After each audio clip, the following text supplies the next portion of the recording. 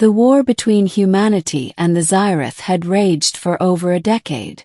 What began as a first-contact misunderstanding had spiraled into a brutal conflict across the stars. The Zyrath, a hive-minded species led by their enigmatic queens, were relentless in their pursuit of domination. Humanity, though outmatched in numbers and technology, fought with the tenacity of a species clinging to survival. Captain Elias Voss had seen it all. A veteran of countless battles, he had watched comrades fall, planets burn and hope dwindle. But nothing could have prepared him for what he encountered on the desolate moon of Krylos 9. The mission was simple: infiltrate a Zyrath hive, gather intelligence, and extract. No one expected to find the queen herself. Yet there she was, deep within the cavernous heart of the hive, her massive, iridescent form pulsating with an otherworldly glow. She was wounded, her chitinous armor cracked, her once majestic wings torn and useless.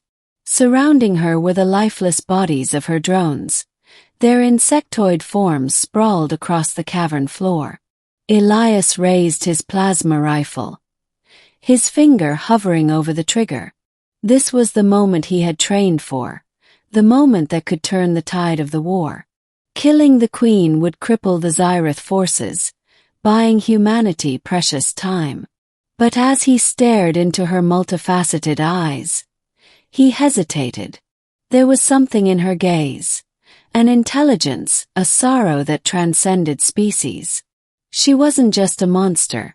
She was a mother, a leader, a being fighting for her own survival. Elias lowered his rifle. "I'm not going to kill you," he said, his voice steady despite the chaos in his mind. "But you need to leave. If my squad finds you, they won't hesitate." The queen tilted her head, her antennae twitching as if deciphering his words. Then, to his astonishment, she spoke, not in the guttural clicks and hisses of the Zyrath, but in a voice that echoed directly in his mind. "Why do you spare me, human?" Elias blinked, startled. Because I've seen enough death. Maybe this war doesn't have to end with one of us wiping out the other." The queen's eyes bore into his, and for a moment, he felt as though she could see into his very soul. Then she extended one of her clawed limbs, a shimmering pearl-like orb cradled within it. "Take this," she said.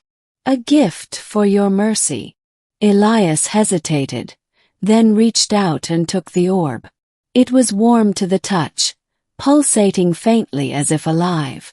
Before he could ask what it was, the queen began to dissolve, her body breaking apart into a cascade of glowing particles that scattered into the air. By the time his squad arrived, the cavern was empty. Elias said nothing of the queen, only that the hive was abandoned. The orb, hidden in his pack, remained a secret. Weeks passed, and Elias found himself unable to forget the encounter. The orb, now kept in a secure container, seemed to hum with a quiet energy. He studied it in secret, but its purpose remained a mystery. That is, until the night it activated. He was alone in his quarters when the orb began to glow, its light filling the room. Before he could react, a holographic image materialized before him, a star map, but unlike any he had ever seen. It was a detailed schematic of Zyrath space, complete with fleet movements, hive locations, and even the coordinates of their homeworld. Elias's breath caught. This wasn't just a gift. It was a weapon. With this information, humanity could strike at the heart of the Zyrath Empire, ending the war in a single decisive blow. But as he stared at the map, doubt crept in. The queen had given him this willingly, trusting him to use it wisely. Would using it to destroy her people betray that trust? Was there another way? He brought the map to his superiors, but kept its origin hidden. The reaction was immediate. Plans were drawn up for a massive offensive, targeting the Zyrath homeworld. Elias was hailed as a hero, the man who had turned the tide of the war. Yet, as the fleet prepared for the assault, Elias couldn't shake the feeling that he was making a mistake. The night before the launch, he found himself standing on the observation deck, staring out at the stars. He thought of the Queen, of the sorrow in her eyes, and of the fragile hope that had passed between them. In that moment he made his decision. The fleet jumped into Zyrath space, their weapons primed and ready. But as they approached the homeworld, they were met not with resistance, but with silence. The planet was undefended, its surface dotted with massive glowing structures that pulsed in unison. Elias's ship received a transmission, a single repeating message in the Zyrath language. He had it translated, and the words sent a chill down his spine. "We surrender." The Zyrath had laid down their arms. Their queens, it seemed, had reached a consensus. The war was over. The structures on the planet's surface were not weapons, but beacons, broadcasting their surrender across the galaxy. Elias was the first to set foot on the planet. He was led to a grand chamber, where the queens of the Zyrath awaited. Among them was the queen he had spared, her wounds healed, her presence commanding. "You have proven that mercy is not weakness," she said, her voice echoing in his mind. "In sparing me, you showed us a path we had forgotten. For that we are grateful." Elias nodded, his heart heavy with the weight of what had been done, and what had been avoided. "I just hope we can find a way to move forward.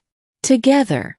The queen extended a limb, and once again, she offered him a gift, a small, crystalline device. "This is a key," she explained.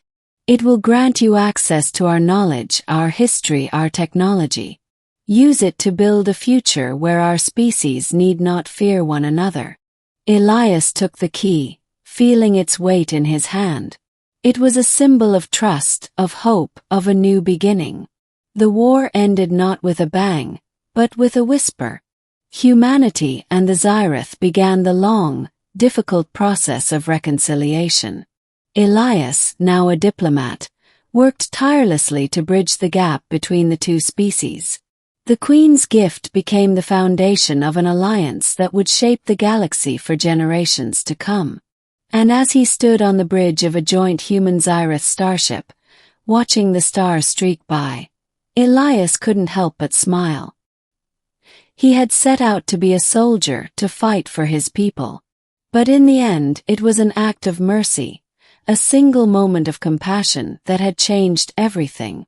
The Queen's gift had been unbelievable, but it was nothing compared to the gift of peace.